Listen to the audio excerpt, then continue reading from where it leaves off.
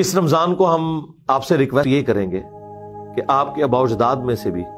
شاید ہی کسی نے زندگی میں قرآن ترجمے سے پڑھا ہو، تو اس رمضان میں اگر آپ اعتکاف کا ارادہ رکھتے ہیں یا نہیں رکھتے، دونوں صورتوں میں بجائے یہ کہنے کہ میں نے اتنے قرآن ختم کیے، آپ فخر سے یہ کہیں ایٹ دا اینڈ آف رمضان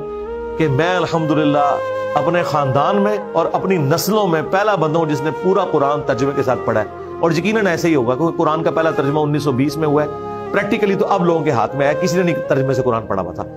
تو رمضان میں آپ قرآن ترجمے کے ساتھ پری ڈیٹرمنٹ رزلٹس کے بغیر پڑھیں، اس کے نوٹس بناتے جائیں، جو چیز سمجھنا ہے وہ نوٹ کریں۔ میجورٹی چیزیں آپ توحید کے حوالے سے، عقائد کے حوالے سے، یہ ساری کی ساری چیزیں اپنے پاس نوٹ کریں اور اپنے آپ کو قرآن کے سامنے پیش کر دیں۔ اگر آپ کے پہلے کوئی اور عقیدہ تھا،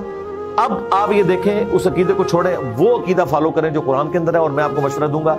قرآن کا سب سے بیسٹ ترجمہ مولانا مودودی کا ترجمان القرآن والوں نے پرنٹ کیا ہے، ایک صفحے پہ عربی ہے، ایک صفحے کے اوپر اردو ہے۔ تو اگر صرف اردو بھی پڑھنی ہے آپ نے، لوگ کہتے ہیں جی عربی کا ثواب ہوگا، اردو کا 10 گنا زیادہ ہوگا، کیونکہ اس سے آپ کی آخرت بننے والی ہے۔ آپ اس چکر میں نہ پڑھیں، آپ قرآن کو ایک دفعہ پڑھیں۔ اور عربی لنگوسٹک کا سوز و گداز اگر اردو میں کسی نے ٹرانسلیٹ کیا ہے، مجھے چونکہ قرآنک عربی آتی ہے اس لیے میں اس کو فیل کر سکتا ہوں، مودودی صاحب نے اردو زبان میں الفاظ کا چناؤ وہ کیا ہے کہ کاش اگر آپ کو عربی آتی نا تو جو سوز و گداز آپ پہ طاری ہونا تھا نا، وہ انہوں نے اردو میں ٹرانسلیٹ کر دیا ہے، اور الحمدللہ ہر بندے کو سمجھ آتا ہے۔ تو رمضان پہ میسج یہی ہے کہ قرآن کم از کم خود پڑھیں، اور بہتر یہ ہے کہ اپنی فیملی کو ساتھ بٹھا کے